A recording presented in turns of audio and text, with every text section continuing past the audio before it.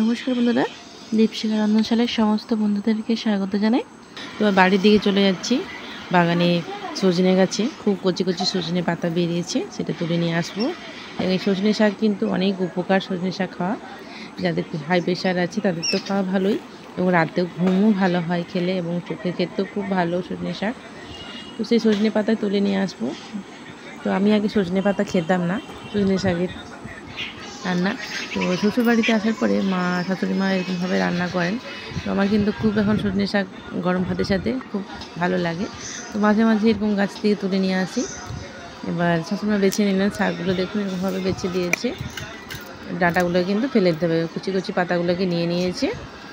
এবার এটাকে ধুয়ে নেবো। এটা কিন্তু কখনো বটিতে কাটা, মানে ধোয়ার আগে কাটা চলবে না। যদি কেটে ধুয়ে দেন তাহলে কিন্তু শাকটা টেস্ট অন্যরকম। আমি এরকম করেছিলাম ভুল, যার জন্য বলছি কখনোই কেটে করে সজনে শাককে ধোবেন না। প্রয়োজন হলে আগে ধুয়ে নেবেন, তারপরে কাটতে পারেন, কিন্তু আমি কাটছি না, গোটাটাই দিয়ে দেবো। এবং 1 কাপ জলে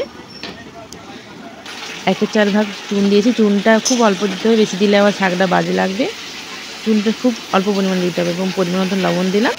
এবার ধুয়ে রাখা শাকটা গোটাটাই দিয়ে দিচ্ছি।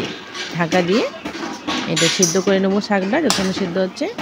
এবার পুরো জলটা শাকের শুকনো করে নিই। শাকটা কিন্তু জলটা কিন্তু ফেলা চলবে না।